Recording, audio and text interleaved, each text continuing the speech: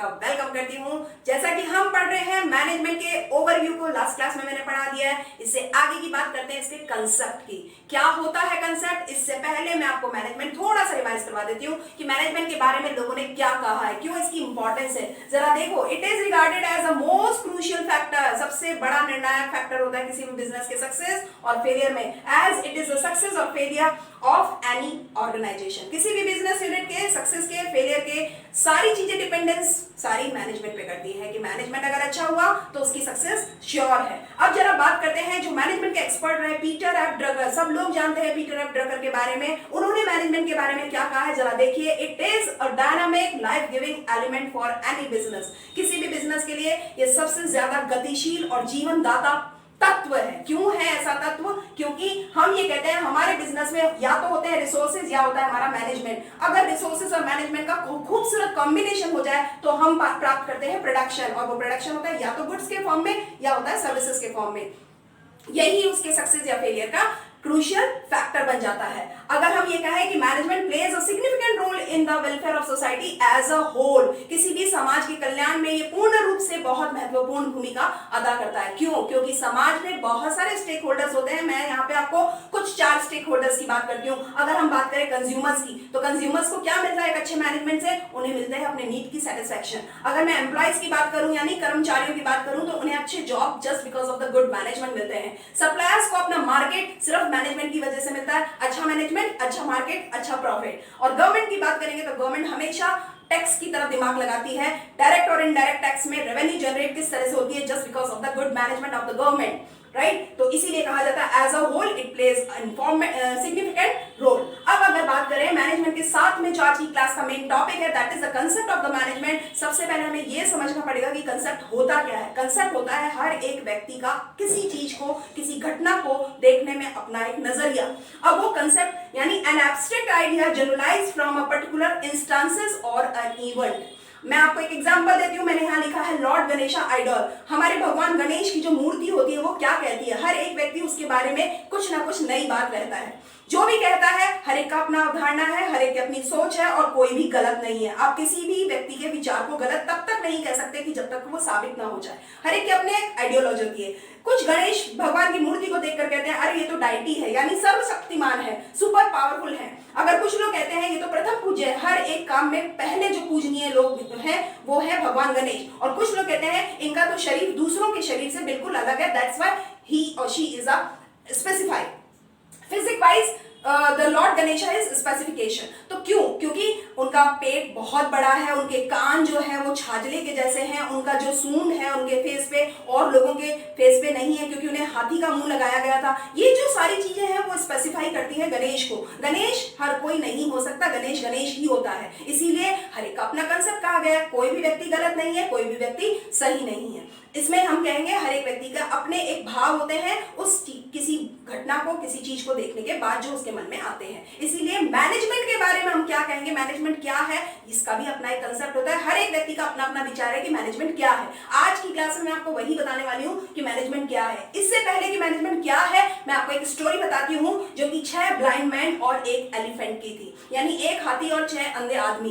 क्या था? एक हाथी के पास में 6 अंधे आदमियों को खड़ा कर दिया गया उसके अलग अलग पार्ट्स पर। किसी को सूंड की तरफ, किसी को उसके पीठ पर, किसी को पैर पर, किसी को पूंछ की तरफ, किसी को कान की तरफ। और हर एक व्यक्ति ने अपनी अपनी तरफ से हर चीज को अलग तरह से डिस्क्राइब किया। जो कान की तरफ था उसने कहा ये छाजला तो नहीं पर ये कुछ छाजले जैसा है।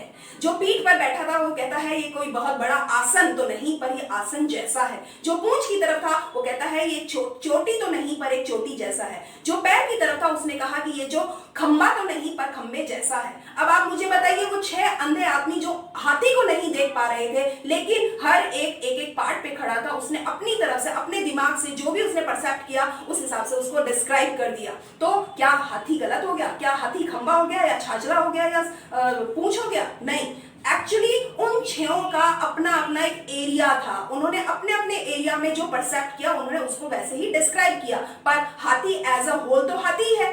तो 6 आदमियों ने टोटल मिला के हाथी को डिस्क्राइब किया, लेकिन हर एक व्यक्ति ने जो डिस्क्राइब किया वो हाथी नहीं है।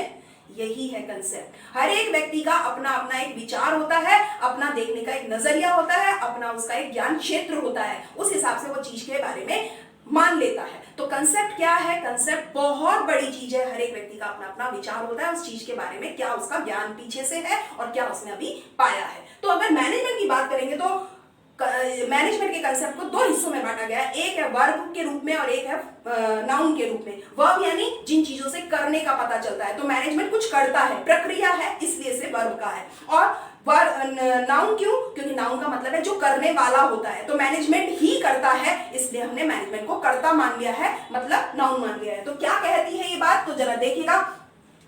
नाउन के फॉर्म में कहता है क्योंकि ये एक करने वाला है, करता है, तो ये इकोनॉमिक रिसोर्स है। एक्चुअली ये आर्थिक रूप से जो महत्वपूर्ण संसाधन है वो मैनेजमेंट ही है। किसी भी ऑर्गन ऑफ बिजनेस की अगर बात करेंगे तो मैनेजमेंट ही होता है। बिजनेस का एक महत्वपूर्ण अंग होता है मैनेजमेंट। जैसे कोई एक व्यक्ति होता है कि उसका मैनेजर होता है, बिल्कुल ऐसे ही मैनेजमेंट को कह दिया है कि बिजनेस का एक महत्वपूर्ण अंग होता है। That's why it is concept as a noun. अब आगे की बात करते हैं। क्लास ऑफ इलाइट, बहुत ही महत्वपूर्ण, बहुत ही ज्ञानवर्धन लोगों का जो एक ग्रुप होता है, क्लास होता है, वर्ग होता है, वो होता है मैनेजमेंट। हर कोई मैनेजमेंट में नहीं होता, मैनेजमेंट में कुछ विशेष लोग ही होते हैं, तो ये कर्ता हो गए। अब सिस्टम ऑफ अथॉरिटी, जो लोग अधिकार का इस्तेमाल करते हैं, जो लोग आधिकारिक होते हैं, वही होते हैं मैनेजमेंट। और एक career, management as a career, आप लोग अपने जॉब के लिए, अपने जीवन अर्जन के लिए आप मैनेजमेंट को एज अ करियर चूज करते हो। तो ये सारी बात हो गई नाउन के फॉर्म में। अब जरा बात करते हैं वर्ब के फॉर्म में कि क्रिया के रूप में कैसे मैनेजमेंट को माना गया है। Management it is a art of doing things. किसी भी चीज को करने की जो कला होती है वही तो प्रबंध है। प्रबंध का मतलब है खूबसूरत तरीके से किसी चीज का अरेंजमेंट। तो ये आपको हर एक चीज डिटेल में आगे बताने वाली हूं, आज केवल कंसेप्ट में बता रही हूं जो वर्ब के फॉर्म में है। ये अपने आप में एक महत्वपूर्ण टॉपिक्स हैं, इनको डिटेल में मैं आगे बताऊंगी। आप बने रहिएगा मेरे साथ क्लास के अंदर। Art of science and arts क्या है? कला और विज्ञान का खूबसूरत संयोजन है, खूबसूरत कॉम्बिनेशन है। और ये आपने पढ़ा भी होगा, जाना भी होगा। इसकी गहराई को मैं आगे की क्लासेस में बताऊंगी कि किस तरह से विज्ञान क्या है और कला क्या है, और किस तरह से विज्ञान और कला का एक खूबसूरत संयोजन है। अब बात करते हैं प्रोसेस ऑफ फंक्शन। बहुत सारी क्रियाओं की प्रक्रिया है ये, बहुत सारे काम जुड़े हुए होते हैं, तब कहीं जाकर के एक प्रक्रिया बनती है। बिल्कुल मैनेजमेंट में ऐसा ही होता है। It is a development of people, लोगों का विकास है। आपको मालूम होगा लॉरेंस ए एप्पले ने तो कहा भी था कि एक्चुअल मैनेजमेंट कुछ और नहीं, ये वस्तुओं का निर्देशन नहीं, बल्कि ये तो व्यक्तियों का विकास है। It is not the direction of the things, it is a development of the man.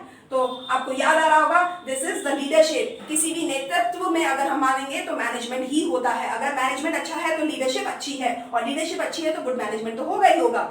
It is a decision making. किसी भी हालत में अगर आप निर्णय लेने की क्षमता रखते हो तो ही तो हम कहेंगे कि एक अच्छा प्रबंध हो रहा है, ये एक अच्छा प्रबंधक है। तो इसका मतलब प्रबंध का मतलब डिसीजन मेकिंग भी होता है। अब बात करते हैं मॉडर्न कंसेप्ट की। मॉडर्न कंसेप्ट ये कहता है कि किसी भी मैनेजमेंट में क्या हम इकोनॉमिक पॉइंट ऑफ व्यू से, सोशल पॉइंट ऑफ व्यू से, अगर हम किसी और पॉइंट ऑफ व्यू से बात करते हैं, philosophical cultural point of view से बात करते हैं, क्या ये सबको बैलेंस करके चलता है? तो आज की मॉडर्न कंसेप्ट जो है वो चेंज हो रही है मैनेजमेंट के बारे में। ये सारी चीज मैंने आपको बताई मैनेजमेंट के कंसेप्ट के लिए, बहुत डिटेल है, बहुत इंपॉर्टेंट है। ये समझ में आ जाता है तो मैनेजमेंट के कई टॉपिक्स आगे अपने आप समझ में आ जाएंगे। आज की क्लास के लिए इतना ही बताऊंगी। उम्मीद करती हूँ आपको क्लास मेरी पसंद भी आई होगी और समझ भी आई होगी। मेरी क्लास में बने रहिएगा। Keep watching my videos regularly. Thank you.